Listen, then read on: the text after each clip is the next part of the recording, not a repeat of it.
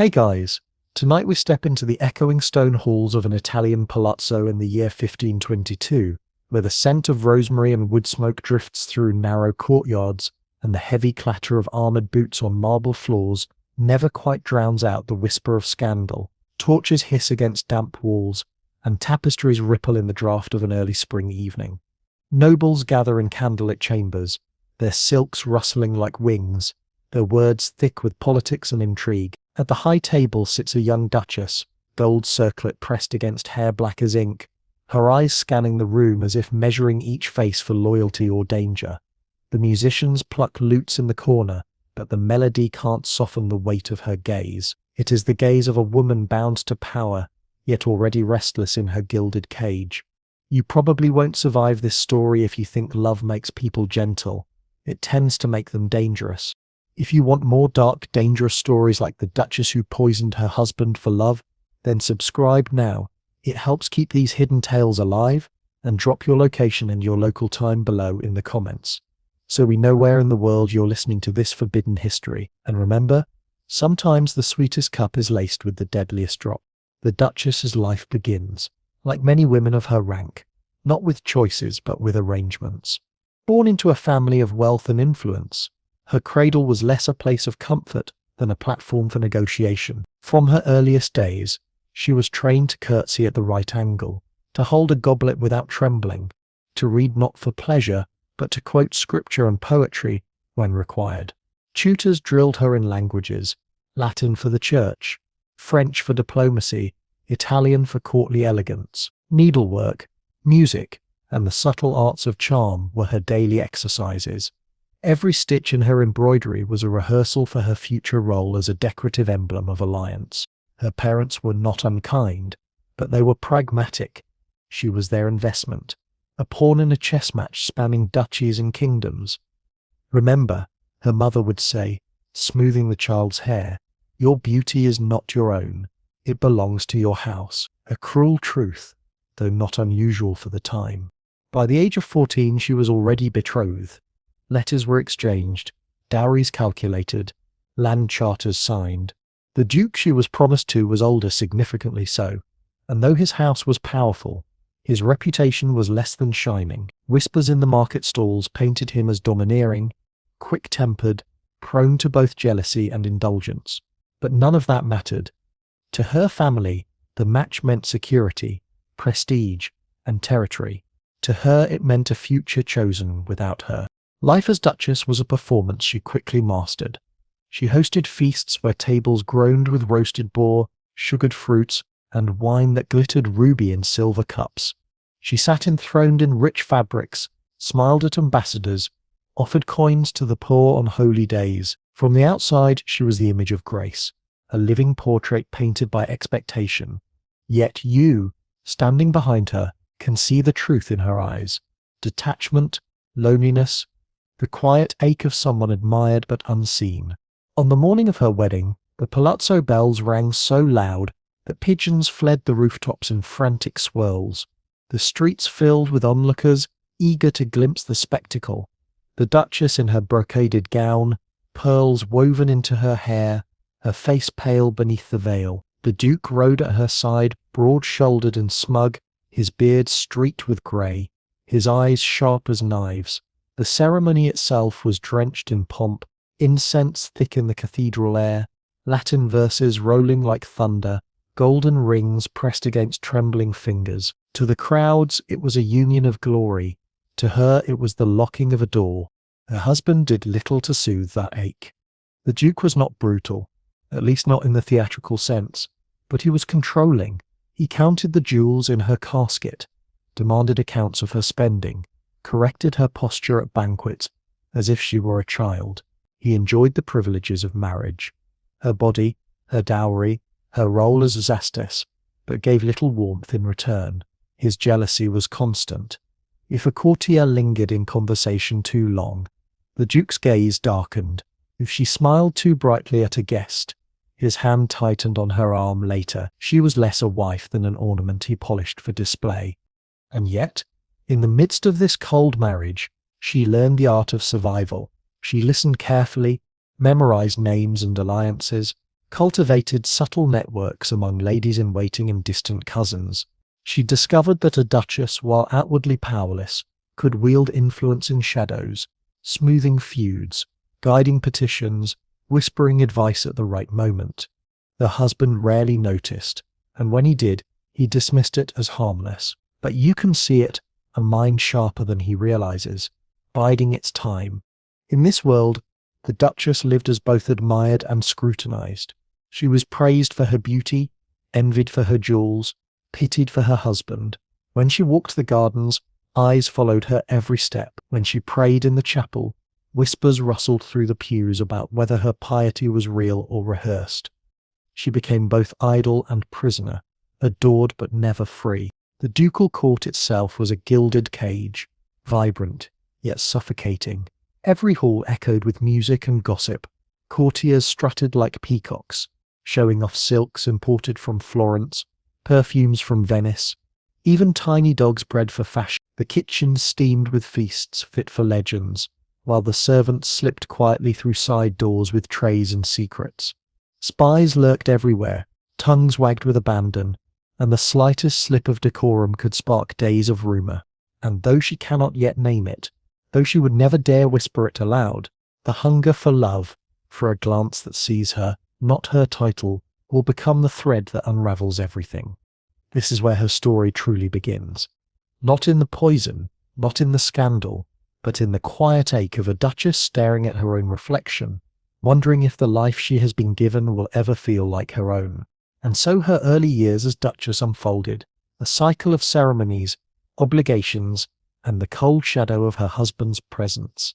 She bore no obvious rebellion, spoke no word of defiance, but inside, the loneliness grew like ivy, twisting around her heart. You can see it each night when she retreats to her chamber, attendants dismissed, the heavy door closed. She sits before the mirror, candlelight flickering across her face, her hands trembling just slightly as she removes the pearls from her hair. In that solitude, stripped of finery, she is simply a woman longing for something the crown of Duchess cannot give.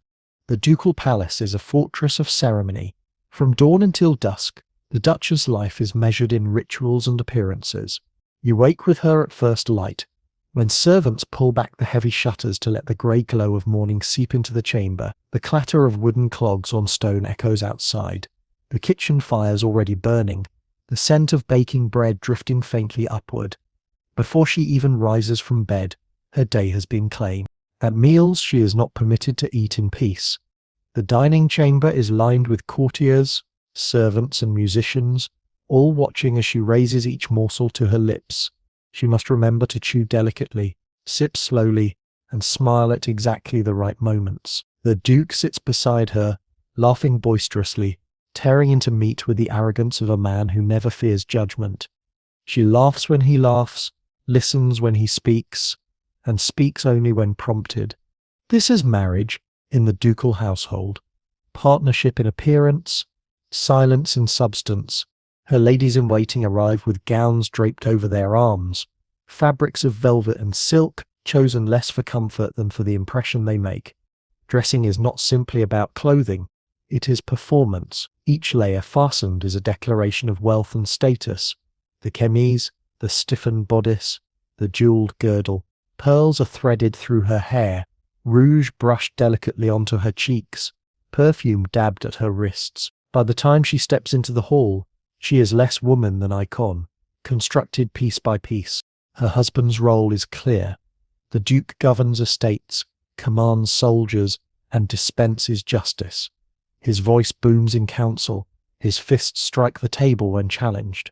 He prides himself on his lineage, reminding all who will listen that his bloodline stretches back to warriors and kings. But you notice something else, his need to dominate every room, to belittle rivals, to control even his wife's smallest gestures.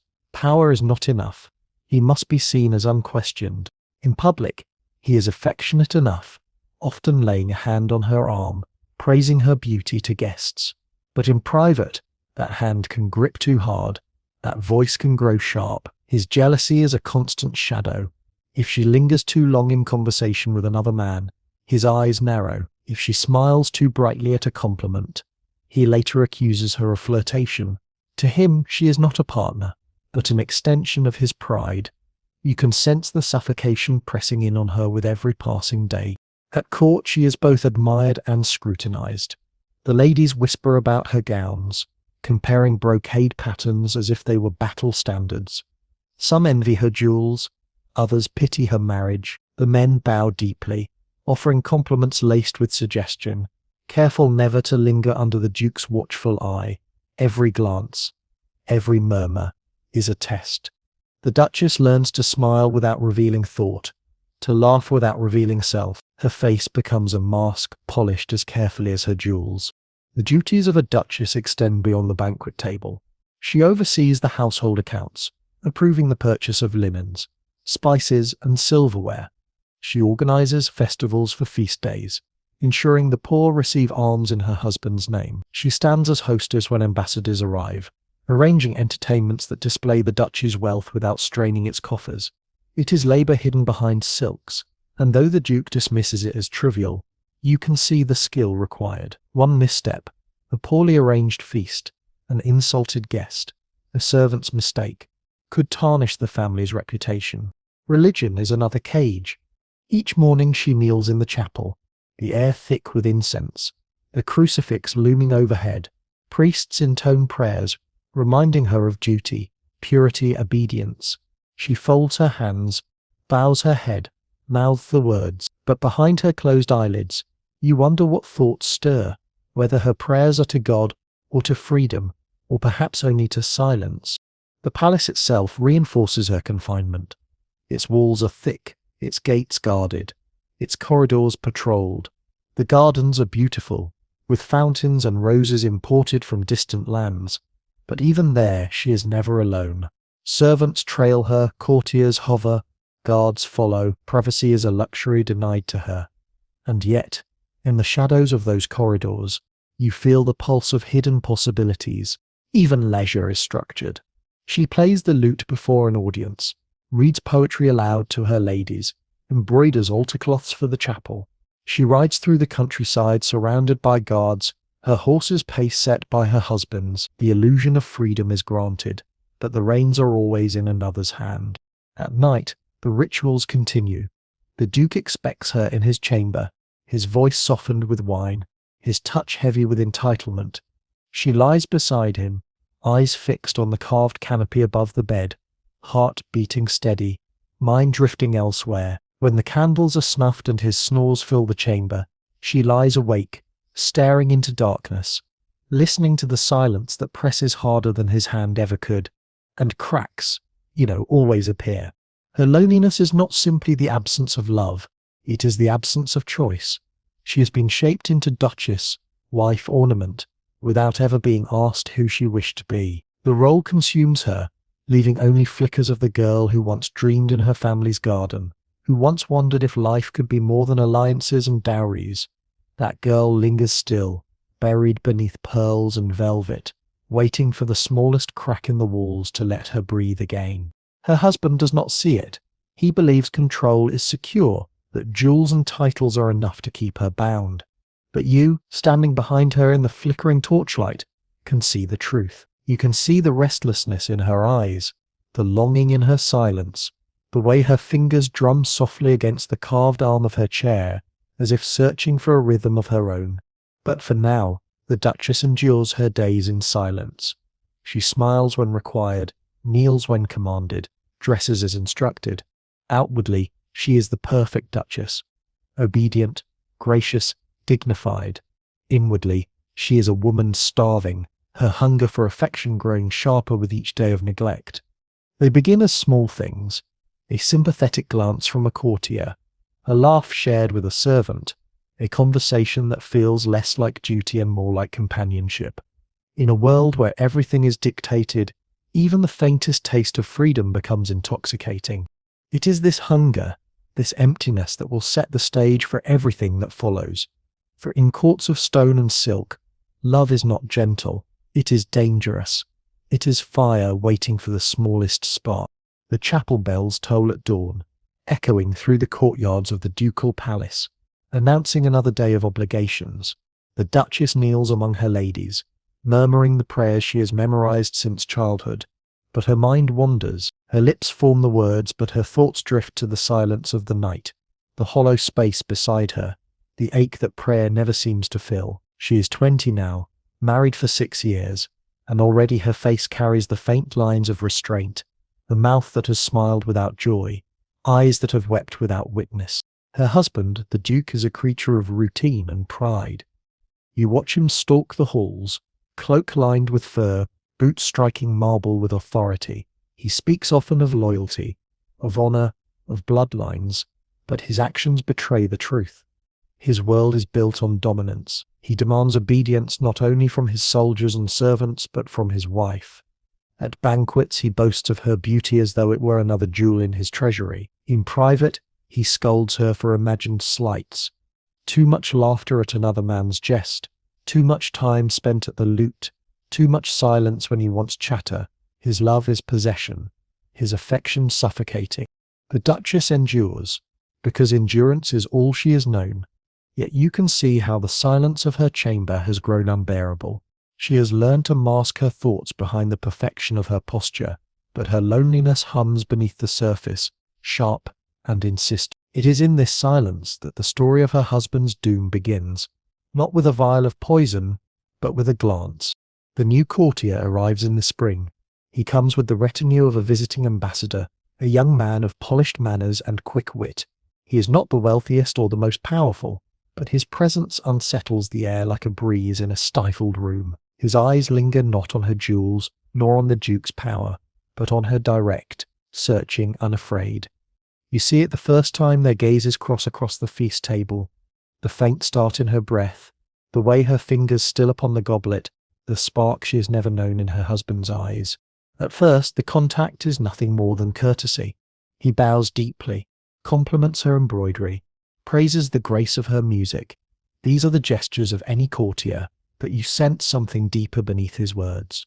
He listens to her answers, truly listens, where others wait only to flatter. When she speaks of poetry, his eyes brighten with recognition.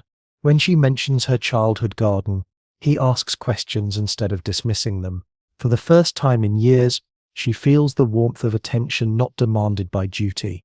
The court is a dangerous place for such sparks. Every corridor is lined with ears. Every whisper can become rumor. Yet, their connection grows in small, almost imperceptible increments. She lingers a heartbeat longer when speaking with him. He positions himself within her view during processions. When she plays the lute, he watches as if no other sound matters. Each moment is ordinary enough to pass as innocent, yet weighted with meaning too sharp to ignore. Her husband notices, of course. The Duke's jealousy is a dog that never sleeps. His eyes narrow when the young man bows too deeply. His voice hardens when he catches the flicker of her smile. He begins to keep her closer, demanding her presence at hunts and councils, reminding her in subtle ways that she is his possession. But his attempts to cage her only sharpen the contrast between his harshness and the other man's gentleness. The more he controls, the more she longs for freedom. By summer, whispers already stir among the servants.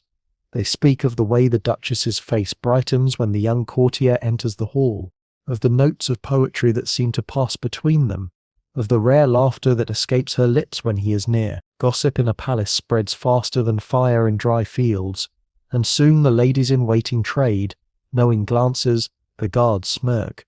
The courtiers mutter behind goblets of wine. Still, the Duchess is careful. She knows the stakes. A single slip could mean ruin, not only for her but for him as well. She hides her glances behind lowered lashes, her words behind polite conversation. Yet secrecy cannot smother feeling. It only deepens it. Their stolen moments become the rhythm of her days. It is in the garden, beneath a canopy of roses heavy with bloom, that the first true confession slips free. She walks with her ladies, the courtier among them, conversation flowing lightly. When the others drift ahead, he falls back beside her. Their hands brush, barely, and she draws a breath sharp as a gasp. He whispers, low enough that only she can hear, "You are not alone." The words are simple, but they strike deeper than any sermon or vow. She carries them with her back into the palace, repeating them silently as if they were prayer. From then on, everything changes. She wakes in the morning not with dread but with anticipation, scanning the day for moments when their paths might cross. She endures her husband's scolding with greater ease, knowing another voice waits with kindness. She smiles at banquets, not for the Duke's pride, but for the secret warmth only she and one other share. Her world, once grey and heavy, is suddenly threaded with colour, but danger grows alongside desire. The Duke's suspicion sharpens. He questions servants, keeps tighter watch, calls her to his chamber more often, as if asserting his claim. You feel the tension coil in the palace, each glance a risk, each word a gamble. Yet the Duchess cannot retreat now. Loneliness has hollowed her for too long. Love once tasted is impossible to forget. It is not yet passion, not yet the desperate plotting that will one day poison a duke's cup. For now, it is glances, murmured words, shared verses, but you can already see the storm forming. In her eyes glimmers a light you have never seen before, and in that light lies both salvation and destruction. And so, the pattern is set. A cold marriage growing colder, a husband jealous and suspicious, a duchess awakening to love, and a court buzzing with whispers. The stage is ready, the players in place. All that remains is the moment when secrecy collapses into action, and when the hunger for freedom will sharpen into deadly resolve. The Duke's presence is like a storm cloud. Wherever he walks, the air grows heavy, voices falter, laughter dies down. You see it at every banquet, every hunt, every council meeting.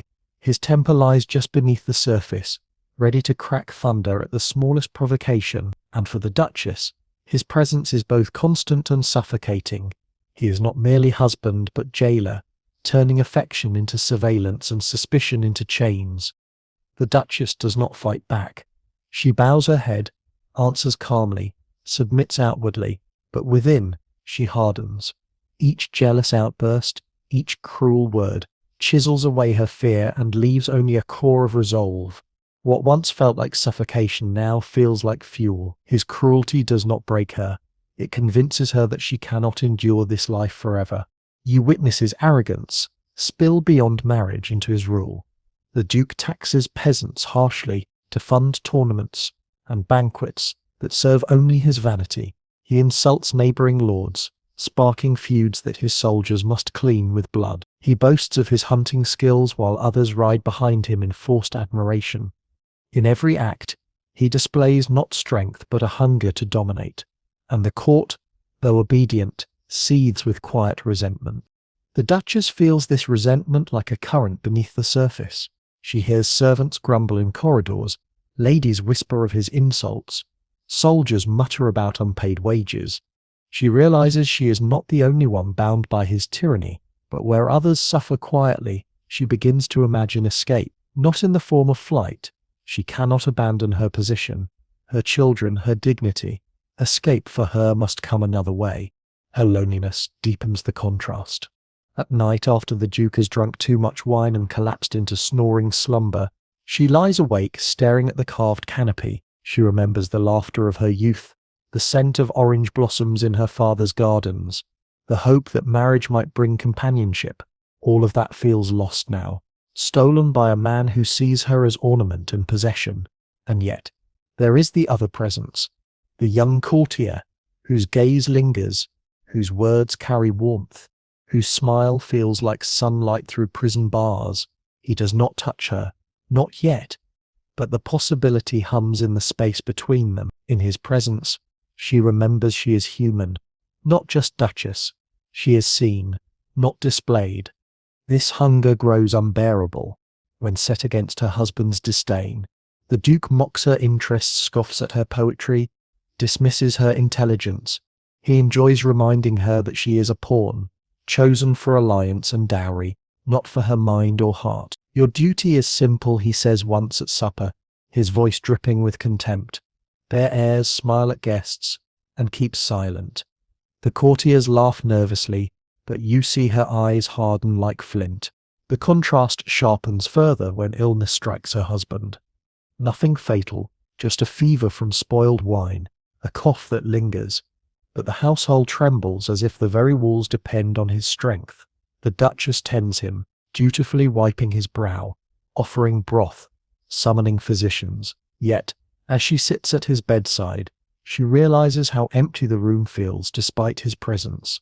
She imagines what life might be without him, and instead of fear, she feels a flicker of possibility. The Duke recovers, of course. Men like him seem too stubborn to yield to sickness. But something has shifted in the Duchess. For the first time, she sees clearly that his death would not be tragedy. It would be liberation. The thought shocks her at first, like touching fire, but it does not leave her. It curls in her mind, persistent, a whisper louder than prayer. Meanwhile, the courtier's presence grows more dangerous. Servants have begun to notice how her gaze softens when he enters a room. Rival courtiers whisper, eager to use scandal as weapon. Even the Duke senses it, though he cannot prove anything. He watches more closely, questions more sharply, drinks more heavily. The household becomes a pressure chamber, every glance magnified, every silence suspicious. The Duchess feels herself trapped in an impossible knot, a loveless marriage with a cruel husband, a forbidden attachment that could ruin her, a court buzzing with rumour, and in that knot, her mind begins to consider the unthinkable. Poison. Poison is the weapon of the powerless, the tool of those denied swords and armies. In Italy, in France, in the courts of Europe, whispers abound of powders and draughts that kill without trace. A wife with a vial can succeed where armies fail, and though she has never touched such things, the Duchess begins to imagine. She does not yet act. For now, she watches her husband more closely, listens to his cruelty with new ears, feels the burn of her own silence. Each insult adds weight to the scale. Each bruise hidden beneath velvet pushes her further toward the edge, and each smile from the courtier feels like a hand pulling her across that edge. You see her in the chapel one evening, kneeling before the crucifix, lips moving in prayer, but the words are not confessions, they are calculations. She is asking not for forgiveness, but for courage. And when she rises, her eyes are no longer filled with weariness. They burn with a quiet resolve that makes you shiver. The unloved husband has become more than a burden. He has become an obstacle. And in her heart, the Duchess has already begun to plan how to remove him. The ducal palace at night is never silent. The torches sputter in their sconces. Guards patrol with boots scraping stone. Servants scurry in and out of chambers with trays of wine or candles to be snuffed. Yet for the Duchess, the true noise is inside her, an echoing thrum of loneliness that refuses to die. You trail her as she paces her private apartments, pearls glinting faintly in the candlelight, hands clasped behind her back. She walks the length of the chamber again and again as if searching for a way out through sheer motion. Her husband sleeps in another wing tonight, drunk from an evening of dice and boasting. She does not miss him. What she misses is warmth, a voice spoken to her not as command or property but as equal. It is this hunger that gnaws at her, sharper than any hunger for food, and it is this hunger that makes her vulnerable to the first whispers of affection. The young courtier is not foolish. He knows the danger of his gaze, the risk of his words, but he is drawn to her nevertheless, pulled as if by gravity. You see him linger by the door when she plays the lute, pretending to listen to the music though his eyes rest on her fingers. You watch him carry books to the library, always choosing the path that crosses hers. At feasts, he bends low to refill her goblet even when servants are closer at hand. Each gesture is minor, easily dismissed as courtesy, yet heavy with unspoken meaning, and she notices. How could she not? When her days are filled with scorn and suspicion, the smallest kindness shines like a torch in darkness.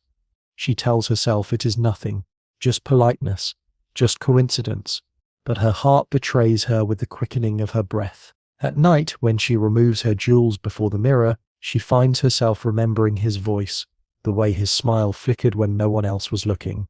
Their first true moment arrives not at a banquet or council, but in the gardens, late in spring. She walks among the roses with her ladies, the air heavy with fragrance. The courtier joins, offering some story about herbs and their uses. When the others drift ahead, gossiping about gowns and music, he falls back beside her. For once they are almost alone. "You should smile more often, my lady," he murmurs, low enough for only her to hear. Her heart jolts. She answers carefully. A duchess has little reason to smile. He glances sideways, eyes steady. "Then may I be the reason?" It is reckless. It is bold. And yet, in that moment, it is exactly what she has longed to hear. Her lips curve, barely, the faintest hint of a smile. She does not speak again, but the silence between them has shifted. From then on, every encounter carries tension. At meals, she feels his gaze even when she does not look up. During hunts, when the Duke rides ahead with shouts and laughter, she senses the courtier hanging back, his horse's pace matching hers. In the chapel, when candles flicker against stone, she kneels 2 rows ahead of him, yet the rhythm of his whispered prayers seems to echo with hers. The Duke's jealousy sharpens, though he cannot name its cause. He grows more possessive, more demanding. He orders her to sit beside him at every meal, to stand at his side during audiences, to remain near when ambassadors visit. His grip on her arm is tighter, his voice harsher when he reprimands her for imagined faults. But this only fuels her longing for the courtier's gentleness. The harsher her husband becomes, the sweeter the forbidden affection tastes. One evening, after a particularly brutal scolding, she retreats to the chapel. The courtier finds her there, not by accident, you suspect, but by calculation. She is seated before the altar, shoulders trembling, though she does not cry. He approaches quietly, kneels beside her, and whispers, "You deserve more than this." She turns her face toward him, and though no touch passes between them, the air is thick with intimacy. That night, for the first time in years, she sleeps with a faint smile. But secrecy in a palace is fragile. Servants notice how often they appear together. A lady-in-waiting swears she saw them speaking in hushed tones behind a tapestry. A guard claims he overheard laughter too soft to be innocent. Whispers begin to stir. Nothing overt, nothing proven. But the palace thrives on rumour, and rumour is enough to endanger them both. The Duchess knows the peril. She has seen women destroyed by mere suspicion, their reputations torn apart like parchment in a storm. Yet she cannot stop herself. The more she tastes of freedom, the hungrier she becomes. Her husband is no longer just a burden. He is an obstacle standing between her and the one thing she has ever desired for herself. It is here, in the collision of longing and despair, that her thoughts turn darker. She does not plan openly. Not yet. But the seed takes root. She recalls stories whispered among noble women, powders slipped into wine, herbs stirred into broth, a draught that sends a man to sleep never to wake. In Italy, they call it acqua tofana, a concoction of arsenic and lead, passed from hand to hand by women with practiced smiles. Death, when it comes, is slow and disguised as illness. At first, she dismisses the thought. Murder is a sin beyond redemption, a crime that could damn her soul, but the idea returns, again and again, whenever her husband mocks her, whenever he grips her wrist too tightly, whenever she remembers the warmth of another's smile. Each insult, each bruise, adds weight to the scales. Slowly, the impossible begins to feel inevitable. The young courtier, of course, does not speak of such things. His affection remains in words, in glances, in the brush of a sleeve. But you see how his presence emboldens her. Alone, she might have endured her fate forever. With him near, she begins to dream of change, even if that change requires poison. At night, she sits before her mirror, candlelight flickering across her face. She removes her pearls, one by one, her hands steady now. She whispers to her reflection, "I will not live in chains." And though no one else hears it, the words are not mere longing, they are a vow. Thus, the stage is set. A cruel husband, a lonely duchess, a forbidden love, and a palace alive with whispers. And in the duchess's heart, a decision takes shape, a decision that will carry her beyond loneliness into scandal, beyond despair into danger. She has not yet chosen her weapon, but she has chosen her path.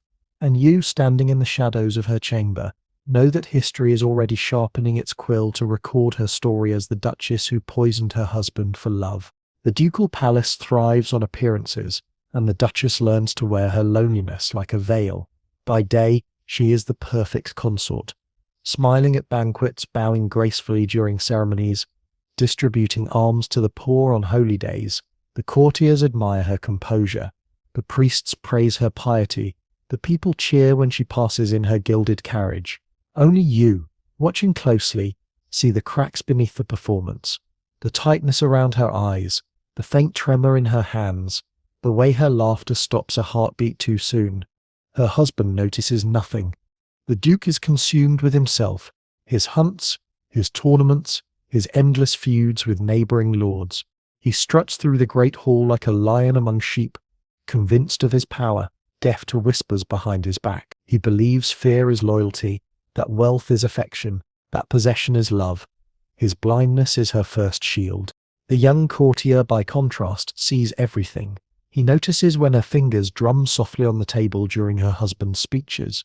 He sees the way her shoulders stiffen when the Duke's hand lands on her arm.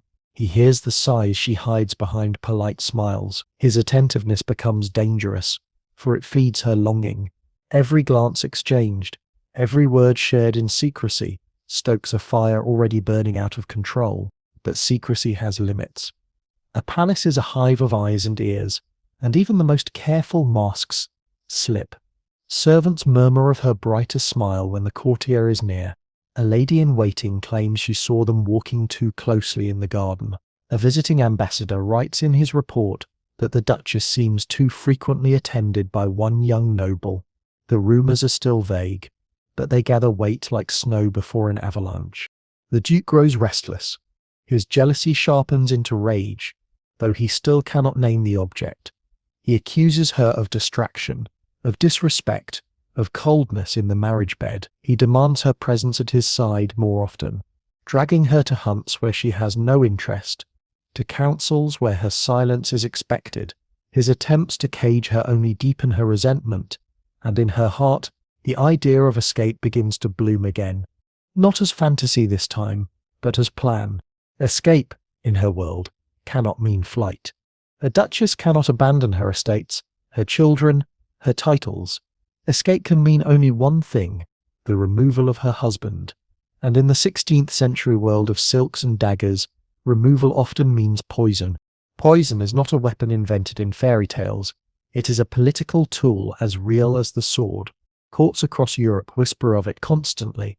Italian families especially are rumoured to deal in phials of clear liquid or powders finer than flour, slipped into wine cups or stews. The symptoms resemble illness, fever, stomach cramps, wasting away, allowing murder to wear the mask of fate. Apothecaries sell remedies that double as toxins. Alchemists experiment with arsenic disguised as cosmetics. Widows carry knowledge passed down in secret. The Duchess begins cautiously, asking her ladies about herbal remedies. What cures sleeplessness? She wonders aloud. What calms an anxious heart? They suggest valerian, poppy, mandrake. She listens carefully, filing each answer away. In chapel, she lingers near monks who tend the gardens, asking about plants that heal and those that harm. They speak freely, never suspecting her intent. Belladonna for pain, one says, but in excess it blinds and kills. Her eyes remain downcast, but her mind sharpens with every word. Still, she cannot act without certainty. A mistake would mean her own ruin. She begins to test in small hidden ways. A bird in the garden fed crushed seeds. A stray cat offered a draught of strange herbs. When the animals weaken or die, she notes the time, the symptoms, the effectiveness. To the court she is simply eccentric, interested in botany. To you, watching behind her shoulder, she is a woman rehearsing for murder. Meanwhile, her husband grows harsher. He shouts at servants, berates captains, sneers at ambassadors. At table, he mocks her silences, forcing laughter from the courtiers. At night, he drinks heavily, then demands her presence with slurred words and heavy hands. Each insult, each indignity, strengthens her resolve. The thought of a life without him becomes less terrifying, more alluring. The courtier remains her solace. He never speaks of poison, never suggests treachery, but his very existence is enough. When she looks at him, she sees possibility. When he smiles at her, She remembers she is more than a pawn in her husband's game. Love, in its forbidden form, has given her both courage and justification. In her mind, she no longer imagines murder as crime, but as deliverance. Secrecy becomes her second skin. She learns which servants can be trusted, which doors creak, which corridors lie empty at night. She begins to build a circle of silence. One maid sworn by gifts of gold, one guard silenced by promises of promotion. Each accomplice is a risk, but also a shield. The palace is vast, yet in her mind she maps it like a chessboard, planning moves that no one else can see. And all the while, the rumours grow. The Duke hears them too. His temper boils. His suspicion sharpens. He questions her openly now, demanding to know why she lingers in gardens, why she smiles too often, why her eyes wander during feasts. His hand strikes the table harder. His grip leaves deeper bruises, but still, he cannot prove anything. And proof, in the world of nobles, is everything. You sense the storm gathering. The Duchess stands at her window one night, staring into the dark courtyards below. Her reflection stares back at her in the glass. Young, beautiful, trapped. She whispers a single word almost too soft to hear. Soon, and though the torches burn steady outside, you shiver. For you know now that the plan is no longer an idea, it is a path, and she has already set her foot upon it. The air in the ducal palace grows thick with rumour. Servants whisper when they think no one listens. Ladies in waiting exchange sidelong glances, and the courtiers sharpen their smiles like blades. You feel it in the corridors. A hum of anticipation, the sense that something hidden pulses beneath the surface. At the centre of it stands the Duchess, silent, composed, but carrying within her a storm. Her loneliness has transformed. It is no longer a dull ache, no longer just the quiet despair of nights spent beside a man who never loved her.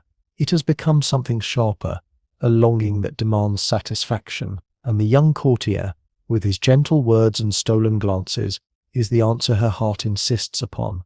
Their affection remains unspoken in public, careful in every gesture, yet every glance exchanged is a promise. The danger is obvious, yet the pull is irresistible. They meet in small ways, cloaked in innocence. A book exchanged in the library, fingers brushing for only a moment. A whispered line of poetry in the garden, spoken so softly it could have been the wind. A laugh shared in the chapel, muffled into silence when footsteps echo nearby. These are not grand declarations, but to her they are everything. For the first time she feels seen not as ornament or possession, but as herself. The Duke senses it, though he cannot yet prove it. His jealousy grows heavier, his presence more suffocating. He begins to summon her more often, demanding she remain at his side during feasts and councils. He drags her to hunts where she rides behind him, her gown snagging on brambles while he bellows with laughter. At night his hand grips her tighter, his voice sharper, as if possession could erase suspicion. Each act of dominance only hardens her resolve. In her mind, the choice becomes clearer with every passing day. She can remain his prisoner, or she can claim freedom, even if it requires poison. Poison is not an unfamiliar subject in her world. You hear the stories that circulate among noble women, of Roman empresses who carried powders in their rings, of Italian widows who sold draughts disguised as medicine, of Venetian apothecaries who knew too well the line between healing and death. These tales are never told openly, but in quiet corners, with nervous laughter and lowered voices. The Duchess listens carefully, storing every detail. Her opportunity comes when the Duke falls ill again, this time with a stomach complaint after gorging himself at a feast. Physicians bustle through the palace with their jars of powders, their leeches, their endless lists of remedies. She sits beside his bed, cool and dutiful, offering broth and spiced wine. In truth, she is studying, watching how medicines are prepared, how easily powders dissolve into liquids, how symptoms mask themselves as natural. The idea no longer terrifies her, it fascinates her. She begins her inquiries cautiously. To the apothecary she asks about herbs for sleeplessness, for calming nerves. He recommends valerian, poppy, mandrake, and belladonna, my lady, he adds with pride.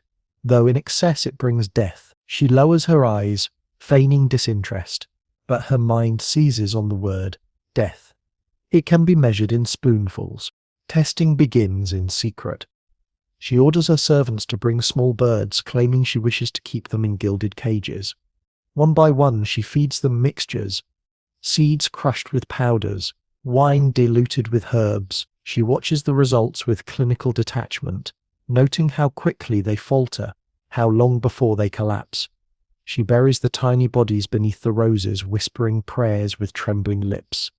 The guilt pricks her conscience, but the knowledge steels her resolve. The courtier knows nothing of these experiments, though you suspect he must sense the change in her. She moves with new intensity, her eyes sharper, her words fewer. When they pass each other in corridors, he sees the determination etched into her face. He asks nothing, but his silence is its own kind of permission. The Duke, oblivious, continues in his arrogance. He mocks her silences at table, raising laughter from sycophants. He drinks heavily, boasting of his virility, unaware that each goblet he lifts is one step closer to the one that will kill him. His cruelty sharpens her anger. She no longer dreams of merely escaping him. She dreams of watching him fall. But secrecy is fragile. A maid finds the remains of her crushed herbs and frowns. A guard notices her too frequent visits to the apothecary. A lady-in-waiting wonders why the Duchess asks so often about remedies for sleeplessness. These scraps mean little on their own, but in a palace where gossip is currency, they grow dangerous. Still, she proceeds. The plan is not yet fully formed, but the path is clear.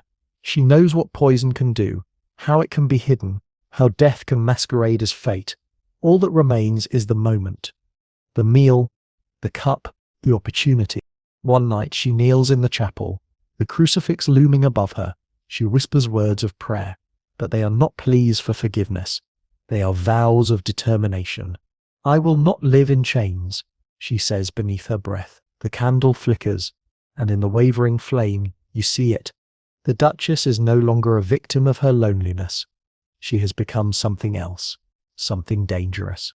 Her husband's jealousy, her court's whispers, her secret longing, all have driven her to this threshold, and now her foot hovers over it, ready to step forward into a world where freedom is paid for with death. You realize the story is turned. It is no longer about endurance, but about decision. The Duchess has chosen her path, and history, waiting patiently with quill and parchment, prepares to record her name forever as the Duchess who poisoned her husband for love. The ducal court is a place of masks. By day all is ceremony, banquets glittering with silver goblets, processions winding through torchlit streets, councils echoing with the clash of noble egos. The Duchess sits at the center of it all, a figure draped in velvet and pearls, smiling when required, bowing when expected. To the courtiers, she is flawless. To her husband, she is ornamental.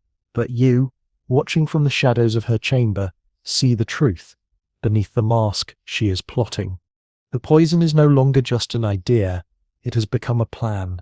She knows where to obtain it, how to hide it, how to use it. The only question left is when. Timing matters in such matters. Too sudden, and suspicion falls. Too slow, and the chance may vanish. Every banquet, every goblet of wine, every bowl of broth becomes a possibility. She studies her husband like a physician, noting his habits, the cup he favors, the dishes he prefers, the moments when he drinks too much to notice. Her experiments have already taught her the subtleties. She knows how powders dissolve in liquids, how certain herbs mask bitterness, how symptoms can be mistaken for common illness.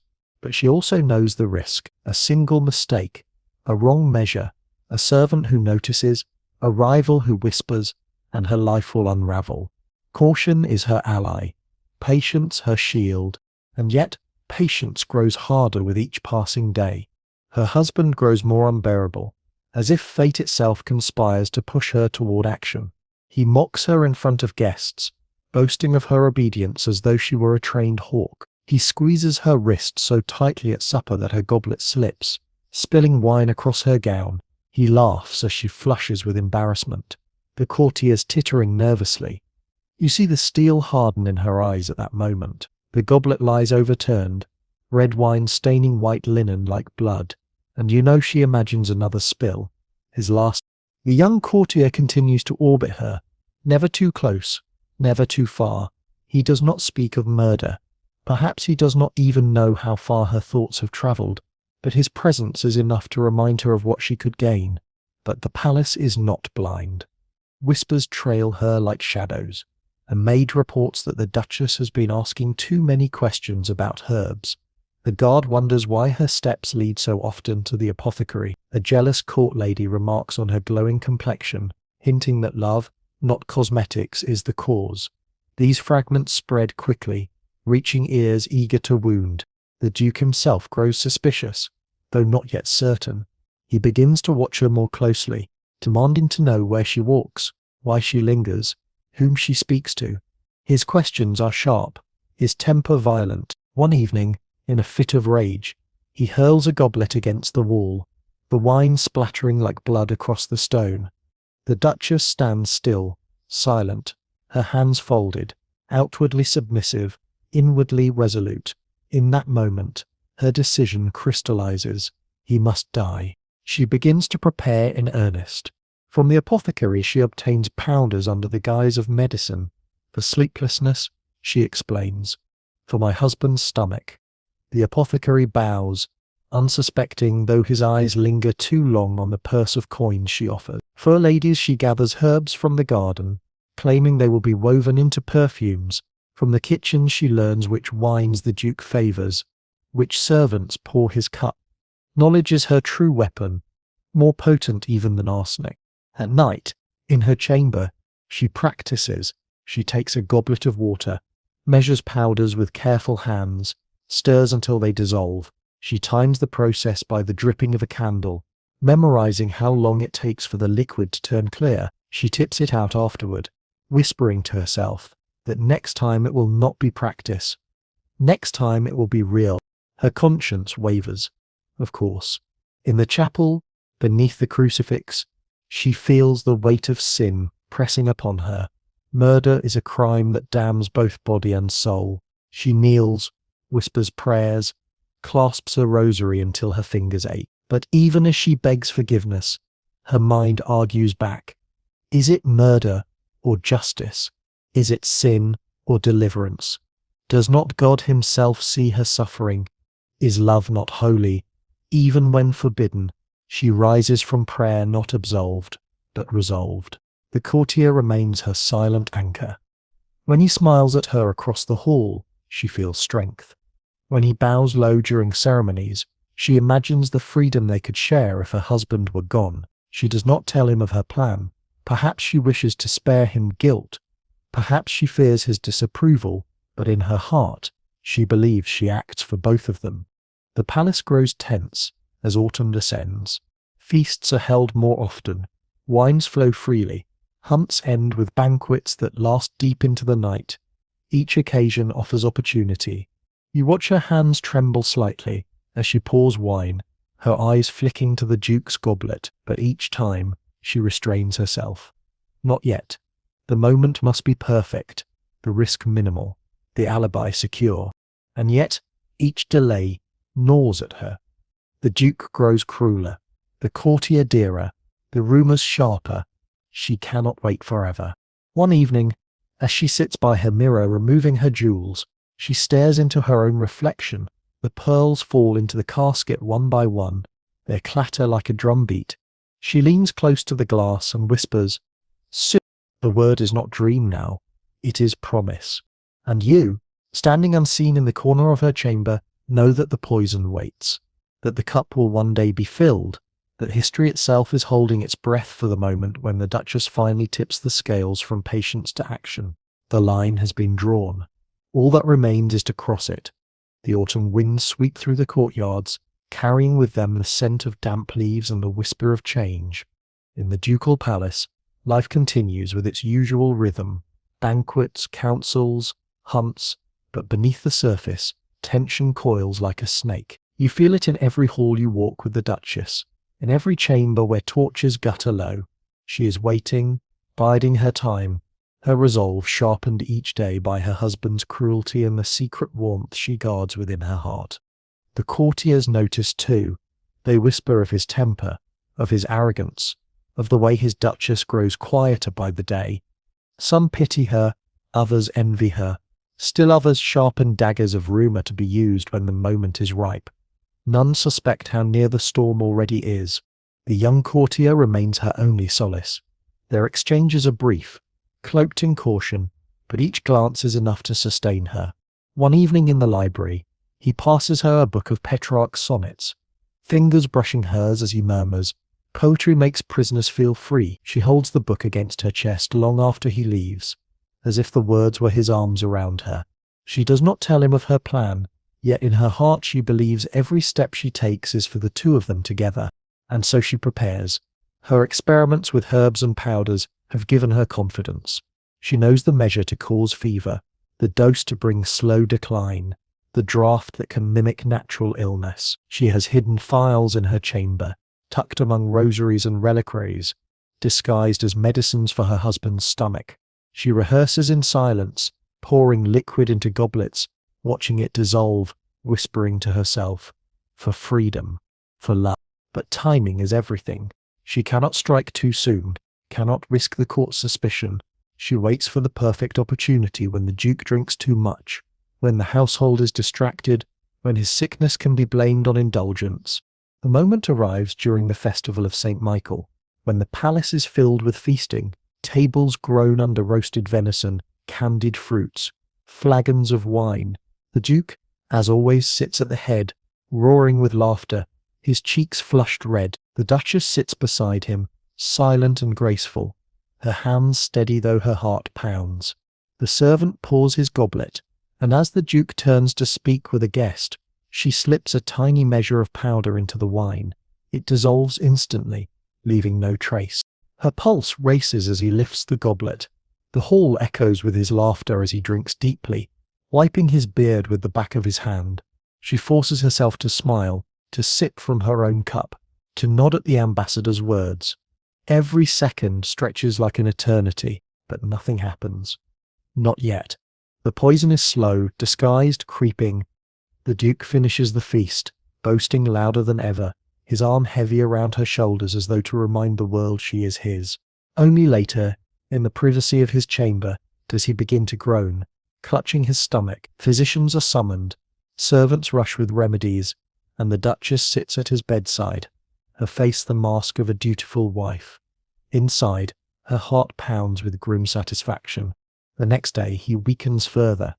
Fever rises, his voice grows hoarse, his hands tremble. Too much wine, the physicians mutter. A fever of the stomach. They prescribe broth, purges, prayers. The Duchess nods gravely, hiding the spark in her eyes. No one suspects her. Not yet. But the poison is not enough. He lingers, groaning, cursing, recovering slightly, then worsening again. She knows the dose was too small, the effect too uncertain. He must be struck again.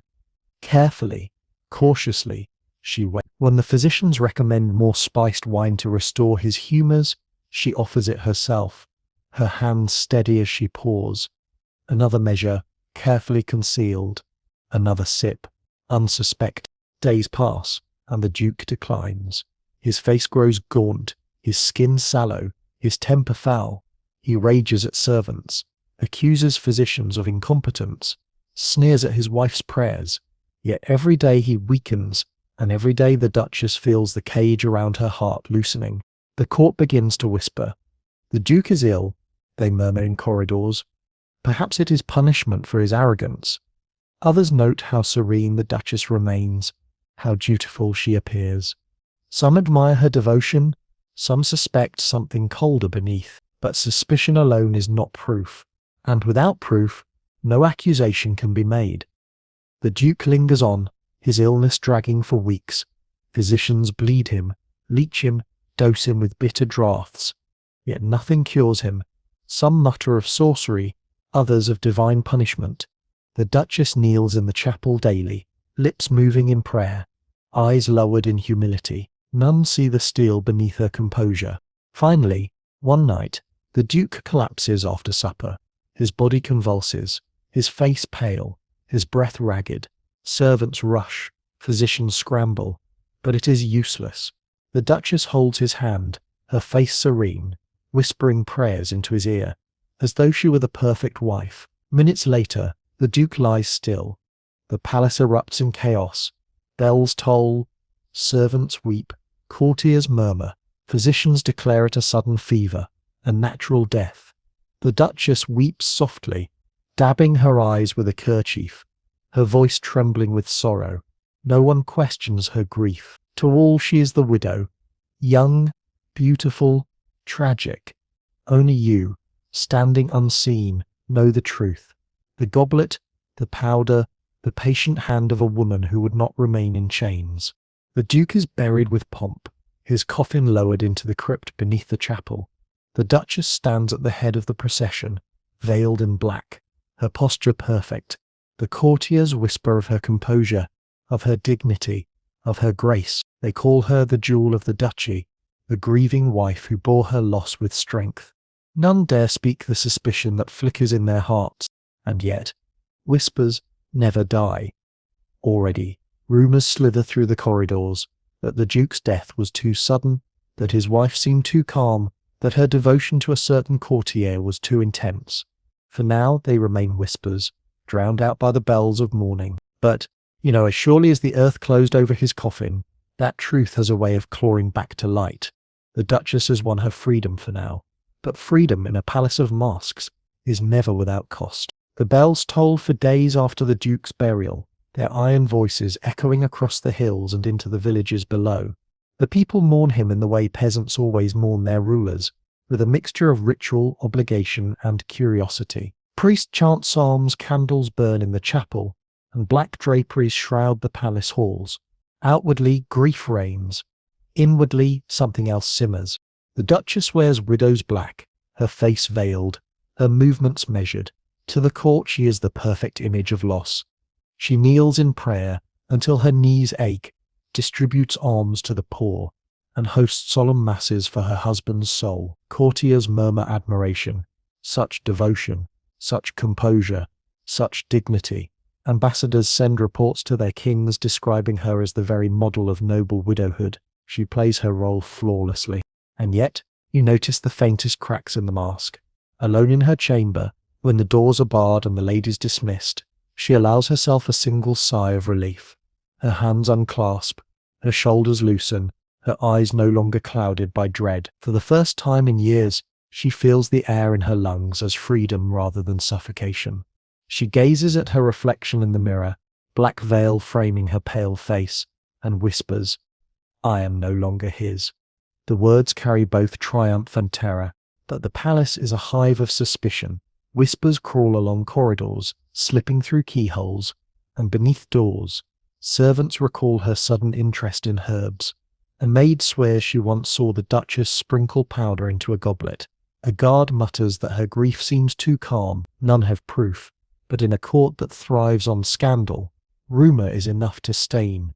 The Duke's family, hungry for power, seize the whispers eagerly. His cousins mutter that he was too young and strong to die so suddenly. His brothers suggest foul play, their eyes narrowing toward the widow. They cannot accuse her openly without evidence, but they can sow doubt, and doubt is poison as deadly as any draught. The church, too, grows restless. Priests preach about sinful women, about the dangers of temptation, about wives who forget their duty. Though no names are spoken, all know who is meant. The papal envoy, stern and watchful, sends letters back to Rome, filled with veiled warnings. The Duchess, once praised for piety, now finds her every step scrutinized. Each prayer she utters is measured, each donation to monasteries dismissed as bribery for absolution. And then there is the courtier. He watches her with both devotion and fear.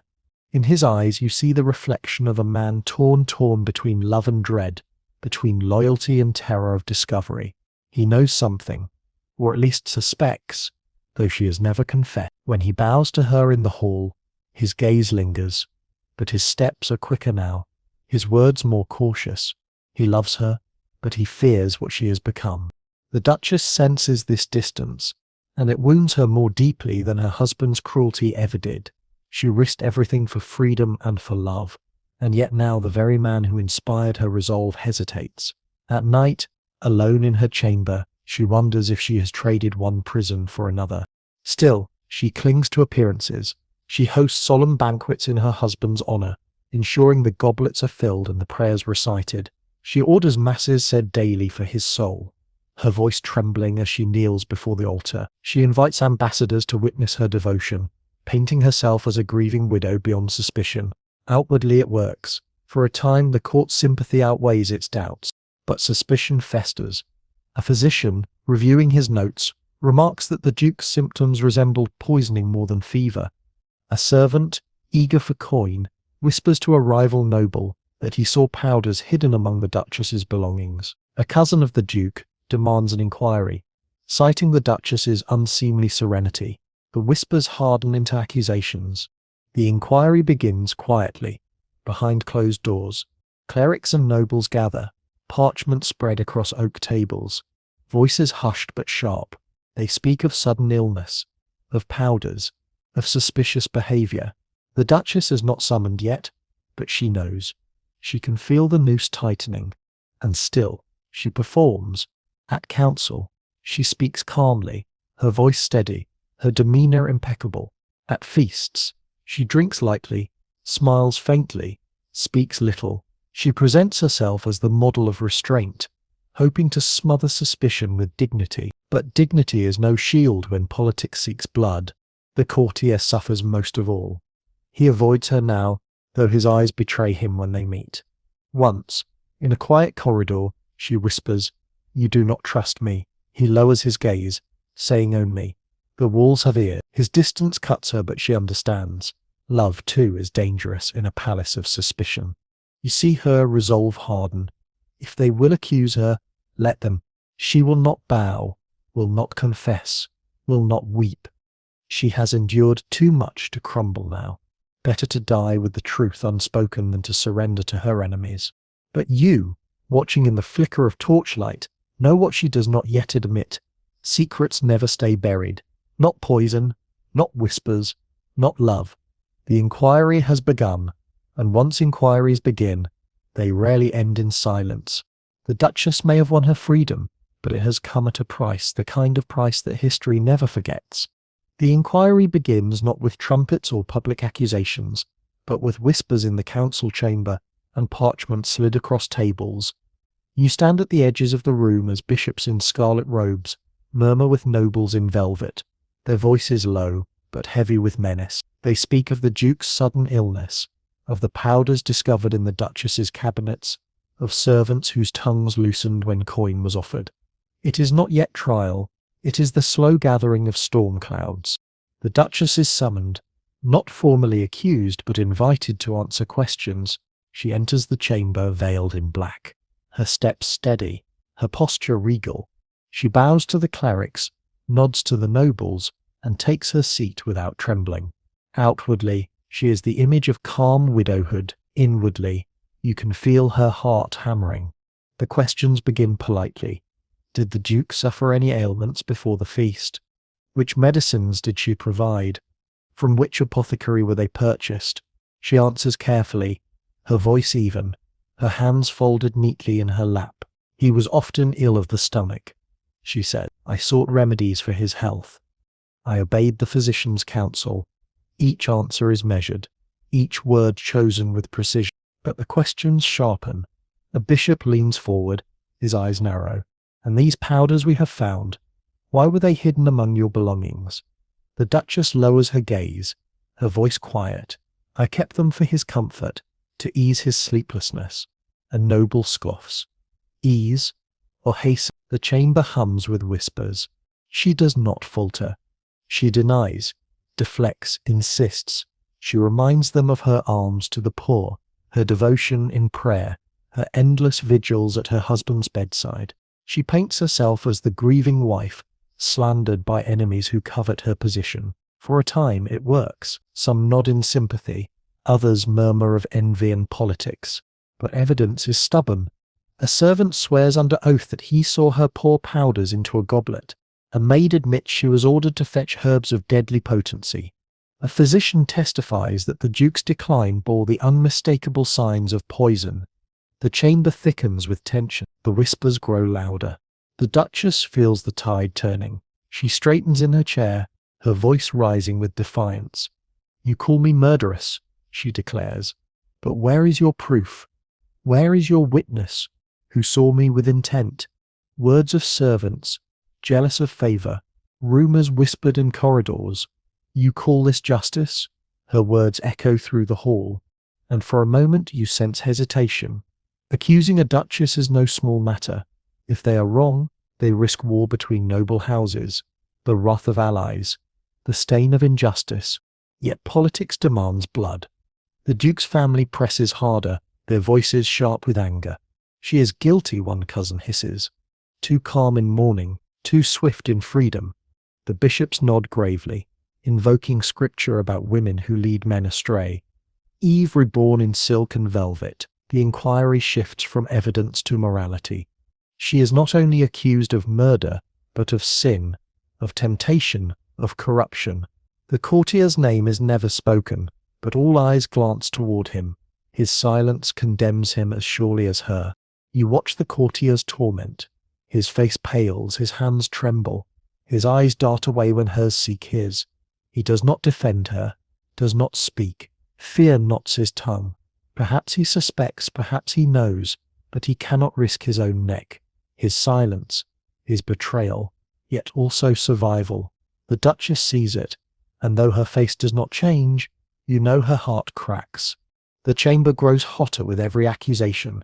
Scrolls are unrolled, testimonies read, servants brought forward. Some contradict each other, others falter under questioning, but the pattern is clear. Suspicion has hardened into belief. The bishops call for purity in high places, the nobles for justice for the murdered duke. The inquiry has already decided its outcome, though the words have not yet been spoken. The Duchess remains defiant to the end. She refuses confession, refuses tears, refuses collapse. She sits tall in her chair, her veil framing her pale face, her eyes sharp as steel. "You may judge me," she says, voice ringing, "but you will never break me. You call me guilty because I am woman, because I dared to be more than obedient shadow. History will not remember your sermons. It will remember me." The chamber falls into silence, the kind of silence that follows thunder. The bishops shift uneasily. The nobles glance at one another. They will condemn her. You know, they must. But in that moment, she has seized power in the only way left to her, through defiance, through refusal to bow. The inquiry concludes with murmurs of judgment. The evidence is declared sufficient, the accusations upheld. The Duchess is to face trial, a public spectacle where her fate will be sealed. The decision spreads quickly through the palace, through the city, through the realm. Whispers become shouts, gossip becomes certainty. And as the torches flicker in the council chamber, you realize the truth. Her plan freed her from one prison, but built another around her. The poison that killed her husband has returned as poison in her own cup. Rumor, suspicion, judgment. She will drink it to the dregs. Still, as she is led from the chamber, her head held high, you feel something unexpected. Not pity, not condemnation, but awe. She has become more than Duchess, more than widow, more than accused. She has become legend, and legends, unlike husbands or dukes, never die quietly. The trial opens with solemn ceremony, as though the realm itself must cloak vengeance in the garments of justice. The cathedral square is draped in black banners, the bells toll slowly, and crowds press close, whispering prayers and rumours in the same breath. You walk among them, feeling their hunger. Some seek spectacle, some seek scandal, others seek only to see a duchess humbled. The air smells of incense, sweat and the faint iron tang of anticipation. The duchess is brought forth under heavy guard, veiled in black, her hands clasped. She walks not like a prisoner, but like a queen at procession. Every step measured, her back straight, her chin lifted. The people murmur at her composure. Some call it arrogance, others bravery. All eyes fix upon her. The bishops preside, their robes glowing crimson against the stone. Nobles sit in rows, eager to see the drama unfold. The duke's kin glare with open hatred, their faces hard with grief and hunger for revenge, and somewhere in the crowd, half hidden, the young courtier watches, his eyes wide, his hands clenched, his silence heavier than any shout. The charges are read aloud. Murder of her husband, use of poison, corruption of her vows, scandal of her name. The words echo across the square, rolling like thunder. The Duchess does not flinch. She raises her veil and meets the gaze of her accusers, her eyes bright and unyielding. Witnesses are called. Servants recount how she asked about herbs. A maid describes powders hidden in her chambers. A physician details the symptoms of the Duke's illness, vomiting, fever, wasting, and declares it consistent with poison. Each testimony is greeted with murmurs, nods, and the occasional gasp. The case builds piece by piece, a wall rising against her.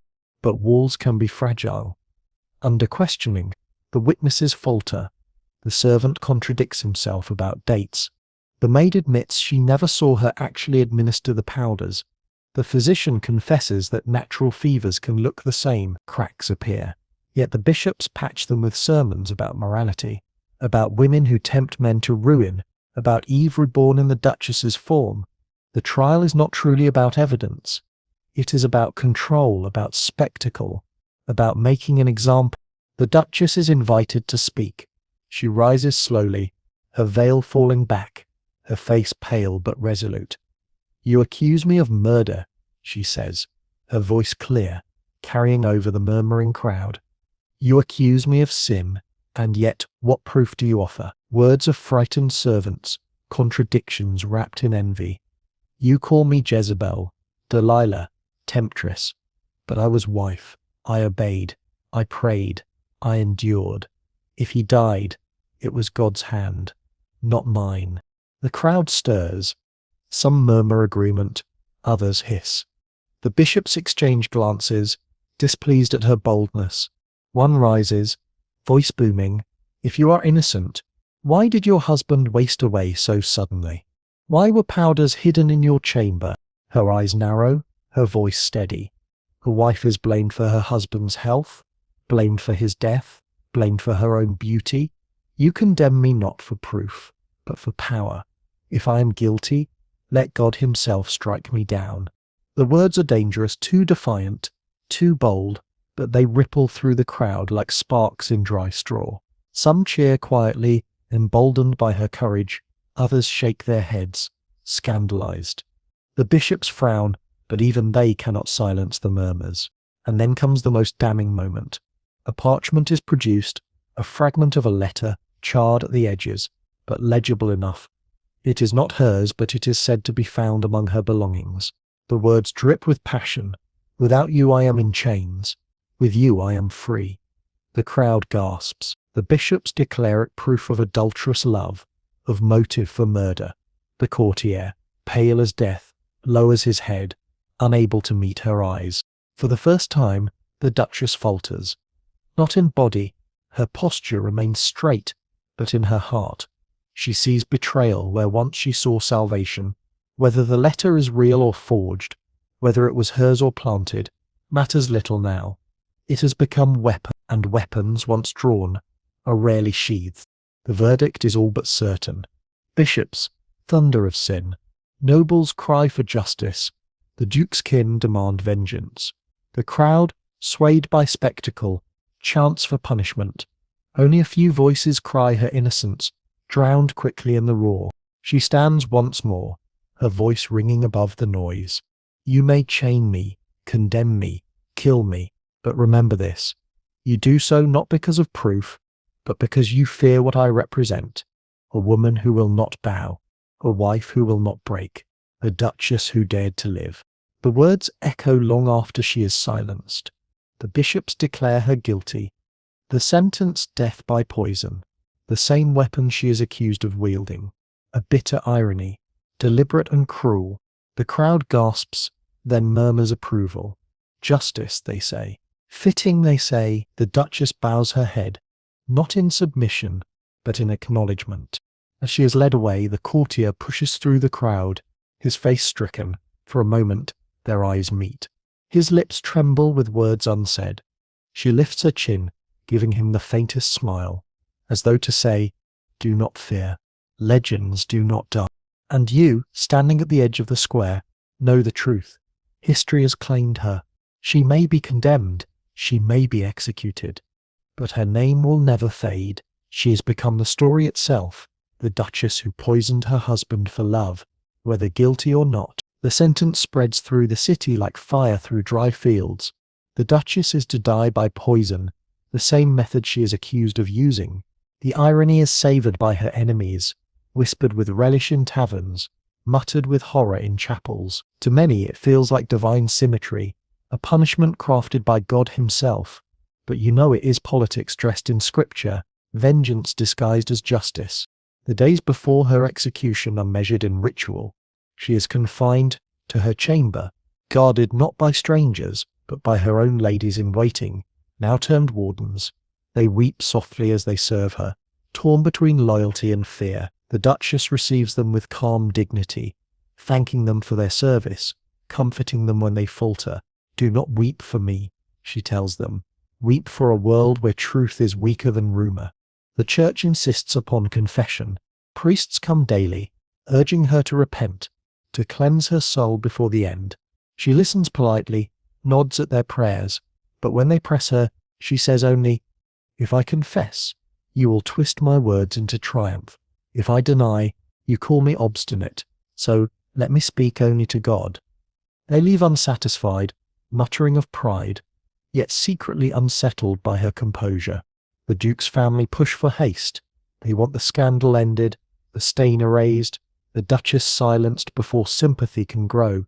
But others hesitate. Ambassadors protest that such a spectacle might tarnish the duchy's honour. Some nobles fear the precedent. If a duchess can be executed, who among them is safe? Still, pressure prevails. The sentence is fixed. The people, meanwhile, cannot decide what to believe. In the markets, some whisper she is a murderess who killed for lust. Others say she is victim of a jealous husband's kin, framed by enemies. Ballads begin to circulate, some casting her as Jezebel, others as tragic heroine. Truth, as always, becomes less important than the tale. The young courtier avoids the palace, his absence louder than any protest. He cannot defend her. His silence during the trial was already damning. But he cannot watch her die either. Rumour says he rides often beyond the city walls. Restless, tormented, some claim he will flee, others that he will join a monastery. She does not speak of him, not even to her ladies, but you see the flicker in her eyes when his name is mentioned. Love, unspoken, endures even at the edge of death. The night before her execution, she writes letters to her children, words of blessing and advice. Be kind, even when the world is cruel. Hold truth in your hearts, even when tongues twist it. To her allies, words of thanks. To her enemies, nothing. She leaves no confession, no admission, no apology, only silence, heavy and deliberate. At dawn the bells toll once more. The city gathers in the square, eager for spectacle. Vendors sell bread and wine. Children climb onto barrels to see. Beggars jostle for alms from the crowd. Justice has become entertainment. The Duchess is led forth, dressed not in widow's black, but in plain white. Her hair unbound. She walks steadily, flanked by guards, her face serene. The crowd murmurs at her composure. Some weep, some jeer, most simply watch. You move with her, close enough to hear her whispered prayers, though her lips barely move. The bishops wait upon a raised platform, a silver goblet gleaming in their hands. They recite scripture, intoning that sin must be punished, that poisoners will drink their own doom. The Duke's cousins stand nearby, their satisfaction thinly veiled. The courtier is absent, though you imagine his heart is here, breaking silently. The goblet is placed before her. She takes it calmly, her hands steady. She lifts her eyes to the crowd, sweeping her gaze over them, as if to imprint her image upon their memory. Then she speaks, her voice clear and strong. You call me guilty because it suits your power. You call me sinner because it feeds your sermons. You call me poisoner because you fear a woman who will not bow. Whether I am guilty or innocent, history will decide. But know this, you kill me, not for murder, but for defiance, and defiance cannot be buried. The crowd falls silent. Even the bishops hesitate, unsettled by her boldness. But the ritual must proceed. She raises the goblet, pauses for a heartbeat, then drinks. The liquid slides down her throat, bitter and burning. She does not flinch. Minutes pass. Her hands tremble. Her breath grows shallow. Her face pales. She sinks to her knees, whispering prayers only God can hear. Her body convulses once, twice, then stills. The goblet slips from her hand, rolling across the platform. A hush falls over the square. And then, as if on cue, the bishops declare, justice is done. The bells toll again. Slower now, their sound heavy with finality. The crowd disperses, some murmuring admiration, others contempt, all carrying with them the image of a duchess who died unbroken. Her body is buried quickly, without pomp, in a convent graveyard. No monument is raised, no epitaph inscribed. Official chronicles record her as poisoner, adulteress, sinner. But among the people, the story takes a different shape. Ballads spread, telling of the duchess who killed for love, who defied her husband and her judges, who drank poison with dignity. And you know, as you walk away from her grave, that legend has claimed her. Whether guilty or innocent, whether murderer or martyr, she will be remembered forever as the duchess who poisoned her husband for love. The execution has ended, but the echo of it lingers through the city like the tolling of a bell that refuses to fade. In taverns and marketplaces, people speak of nothing else. Some recount with awe the calm way the duchess lifted the goblet. Others whisper with glee about how swiftly the poison worked. Still others shake their heads, muttering that justice has been done, that God himself guided the bishop's hands. The truth hardly matters anymore. What matters is the story, and the story is already changing shape. In the ducal palace, the mood is more complicated. The duke's cousins, smug with victory, strut through the halls as though they own them. They claim justice has cleansed the house. That honour has been restored. Yet even as they preen, you hear the doubts muttered behind their backs. Was it truly justice, or merely vengeance? Did they avenge their kin, or merely rid themselves of a rival power? The servants whisper these questions in corners, careful never to let the nobles hear. The bishops, too, seem unsettled. Outwardly they thunder that sin has been purged, that poison has been answered with poison. But in their private chambers, you catch their unease. Some fear they have created a martyr rather than erased a scandal. Others worry that the manner of her death will inspire sympathy rather than scorn. A woman who dies with such dignity becomes more dangerous in legend than she ever was in life. And legend is already taking root. Ballads are sung in the streets, some casting her as Jezebel, others as tragic heroine. Children chant rhymes about the duchess and her deadly cup. Minstrels embellish the tale, adding details never witnessed: a secret kiss with the courtier, a final curse against her enemies, a miracle at the moment of death. Truth bends quickly beneath the weight of story, and the duchess becomes not woman but myth. The young courtier cannot escape the myth either.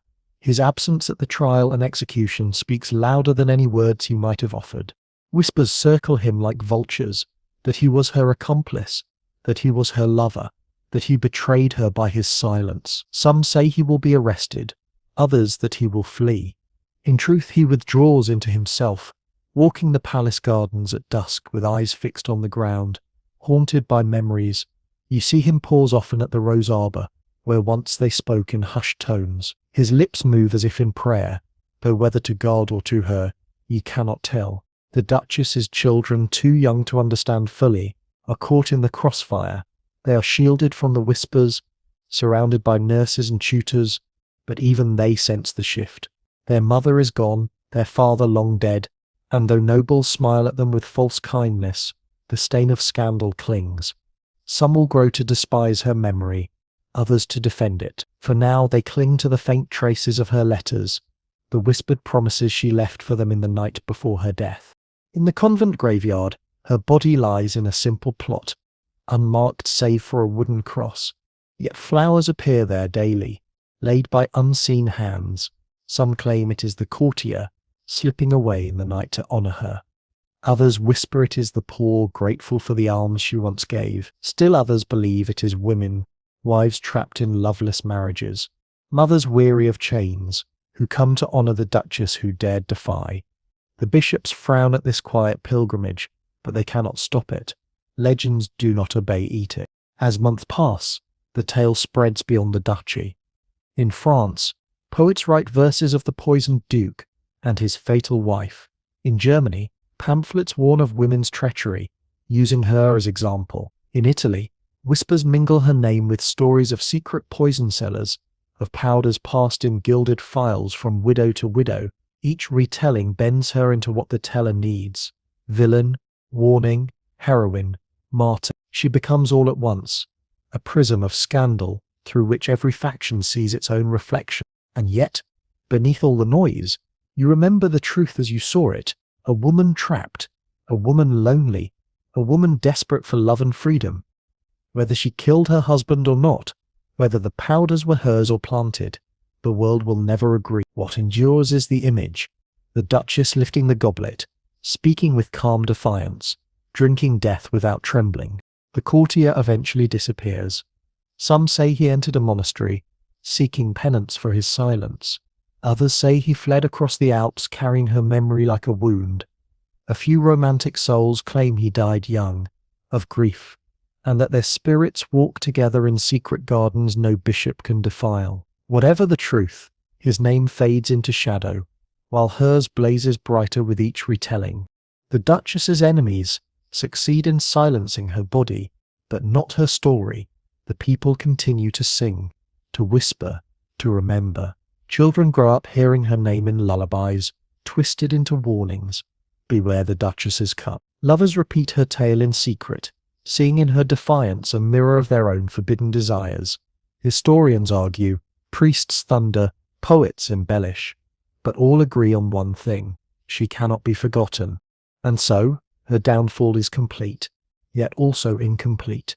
She loses her life, her dignity, her crown, but she gains immortality of another kind. She becomes legend, her name carried on the lips of generations. A duchess accused, condemned, destroyed, yet remembered forever as the woman who poisoned her husband for love. You leave her grave behind, the wooden cross stark against the night sky, and you feel the weight of her story settle into silence. The torches flicker, the bells fade, but the memory remains. And you know this. History is never truly about guilt or innocence. It is about the tales we choose to tell, the legends we choose to keep alive. The Duchess has become one of those legends, and no matter how bishops preach or nobles scheme, no matter how chronicles condemn or justify, her voice whispers still in gardens, in chapels, in the hearts of those who dare defy.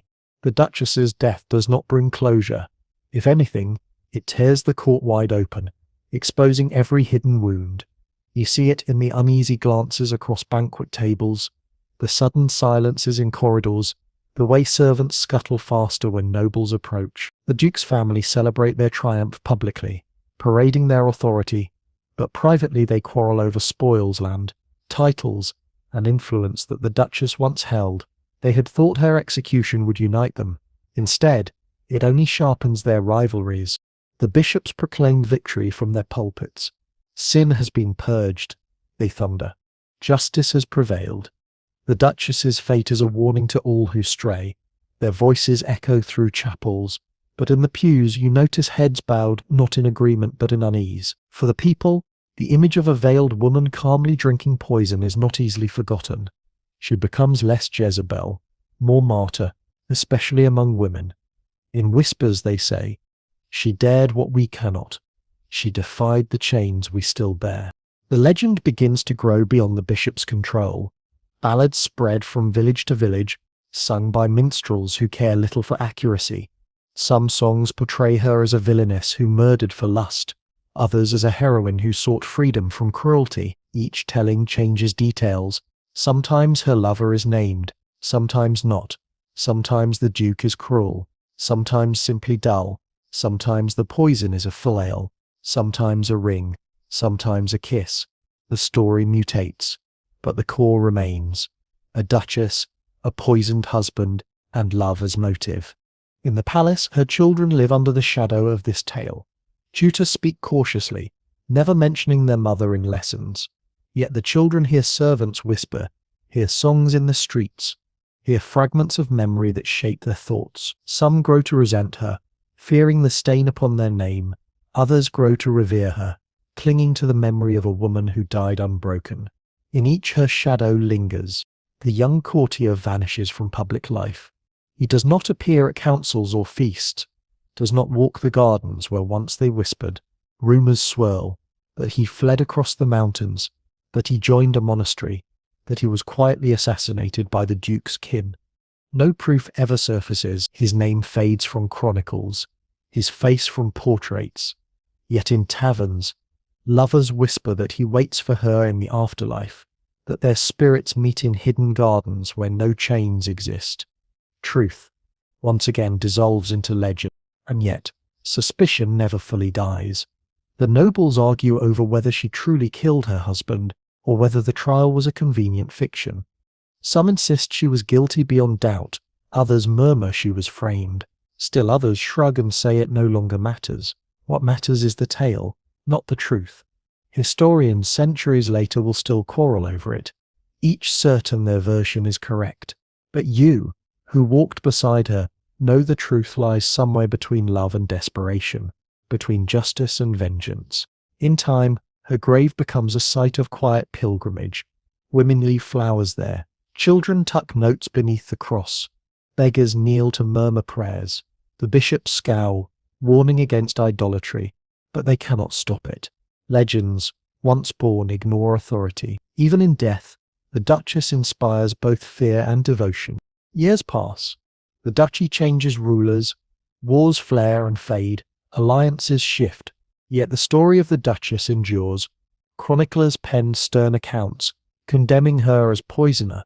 Poets write romantic verses, praising her courage. Priests thunder warnings. Minstrels sing ballads. Women whisper prayers. She becomes more than woman, more than duchess. She becomes symbol of danger, of defiance, of desire. You realize her true punishment was never death. Death was swift, the poison quick. Her true punishment is memory, to be remembered not as she was, but as the world needs her to be. To some she is villain, to others martyr, to all she is story, and stories are heavier than chains. Still, you cannot shake the final image, her hands steady around the goblet, her voice calm as she defied her judges, her lips whispering prayers only God could hear.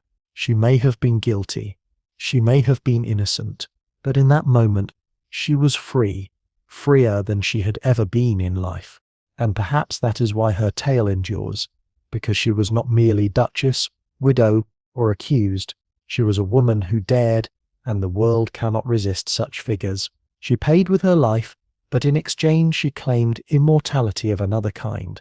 So when you hear her name in ballads, when you see her story painted on tavern walls, when you read her in dusty chronicles, remember this.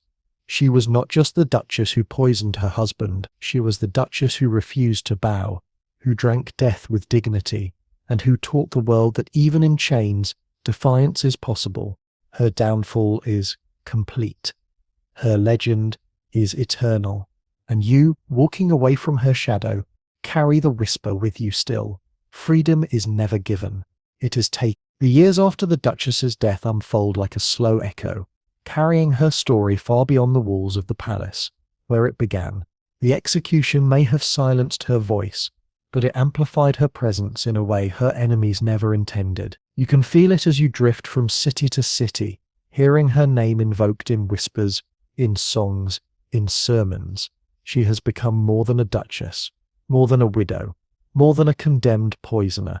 She has become an idea, and ideas, unlike bodies, cannot be buried. In the duchy itself, The Duke's family tighten their grip on power. They fill the court with allies, replace servants suspected of loyalty to her, commission paintings of the late Duke as noble victim. Yet beneath this veneer of control lies unease. They know they won their trial through politics as much as justice, and they fear that history will judge them harshly. To counter it, they order chroniclers to write the Duchess' story in one way only, as guilty, sinful, treacherous. Every official record becomes a sermon against her, yet the more they insist, the more people question. Among the common folk her legend grows. Market women whisper her name when gossiping of cruel husbands. Minstrels sing of her beauty and her calm defiance, tailoring the tale to suit their audiences. In one version she is a monster who killed for lust. In another, she is a saint who died for love. Children chant rhymes about her deadly goblet, half in warning, half in fascination. The people reshape her into myth, because myth feeds the imagination in ways fact never can. The church fights back, trying to stamp out the sympathy that lingers. Bishops order sermons to denounce her memory, declaring her a cautionary tale of sin. Priests thunder that women must obey, must endure, must never rebel. Yet in the pews, women sit silently, thinking not of sermons but of the Duchess's calm eyes. As she lifted the goblet, some pity her, some admire her, but nearly all remember her. And what of the courtier, the one whose smile sparked the fire? His fate fades into rumour. Some say he fled across the mountains, vanishing into exile. Others claim he took vows in a distant monastery, choosing silence over scandal. A few whisper that he was silenced by dagger in the night, his blood buying the family's peace. No record proves any of it, but in tavern songs he lives on as her tragic lover, doomed to wander the earth, haunted by her ghost. His silence at the trial becomes either cowardice or sacrifice, depending on the telling. The Duchess' children grow beneath her shadow. Some reject her memory, insisting she was guilty, desperate to protect their inheritance from scandal. Others cling to her as martyr, swearing she was framed by politics and enemies. Generations later, her descendants argue still, some burning her letters, others preserving them in secret chests. Her bloodline remains divided, but her name binds them all. The duchy itself cannot escape her story. Travellers who pass through always ask, where did the Duchess walk? Where did she kneel? Where did she drink the poison? Guides point out windows, chapels, gardens, whether true or not. The palace becomes a theatre of memory, its walls haunted by a woman who once whispered, soon, to her reflection. You notice how her tale shifts with time. A century later, poets romanticize her as victim of tyranny. 2 centuries later, preachers revive her as example of female corruption. 3 centuries later, novelists reinvent her as heroine of passion. And you, who once stood in her chamber, who watched her slip powders into goblets, who heard her steady voice at trial, you know the truth was neither simple villainy nor pure innocence. It was loneliness sharpened into resolve, cruelty answered with defiance, love twisted into desperation. She was guilty of longing, guilty of daring, guilty of being more than her world allowed. Whether that guilt included poison, only God knows. In the convent graveyard, her wooden cross long since rotted, her bones lie forgotten beneath unmarked earth. Yet flowers still appear there, centuries later, some left by villagers, some by women seeking strength, some by those who simply crave contact with legend. Pilgrims kneel, whisper prayers, touch the soil. They do not care whether she was innocent or guilty. They care that she endured, that she defied, that she died with dignity. Her enemies succeeded in taking her life. They failed utterly in taking her power, for power does not always rest in crowns or armies. Sometimes, power is the memory that lingers, the story that refuses to fade, the whisper that outlasts the shout. And so, her legacy is sealed. She will forever be remembered as the Duchess who poisoned her husband for love. Some will curse her name, others will sing it, but none will forget it. That in the end is a kind of victory. As night settles over the palace where she once lived, torches flicker along empty halls. The portraits stare down from their frames. The tapestries ripple in the draught, and if you listen closely, you can almost hear her footsteps still. the quiet tread of a woman in velvet, pearls gleaming in candlelight, a whisper on her lips. I will not bow. She does not. She never will. The tale has ended, and the palace is quiet now. The torches gutter, the bells fall silent, the voices of bishops and courtiers fade into the distance. All that remains is the memory of a woman who walked her path with steady steps, who chose defiance when silence was demanded, who lifted a goblet and drank her fate without trembling. Let your breath slow as you picture her now, not as Duchess, not as poisoner, not as accused, but simply as a soul at rest. Imagine her freed from the heavy gowns, from the cold marble halls, from the eyes that judged her every movement. See her walking instead in a garden that belongs to her alone, the roses blooming without witnesses, the air warm, the silence gentle. Perhaps she meets the courtier there, no longer bound by secrecy, no longer shadowed by fear. Perhaps she walks alone, and that solitude is no longer loneliness, but peace. In this place beyond time, she is neither guilty nor innocent. She simply is. Now let that garden close around you too, its fragrance soft, its pathways winding into quiet. Let the noise of scandal fade, the clamour of judgment dissolve, the sting of poison turn into nothing more than a dream. What endures is not death, not fear, not even legend, but calm. Rest with that calm tonight. Let the story slip away like a candle guttering into darkness. The Duchess is gone, but her whisper remains, gentle in your ear. Freedom, even when fleeting, is worth the risk. And now, it is time to rest. Sleep deeply, breathe slowly, and let the night carry you into peace. Good night, sweet dream.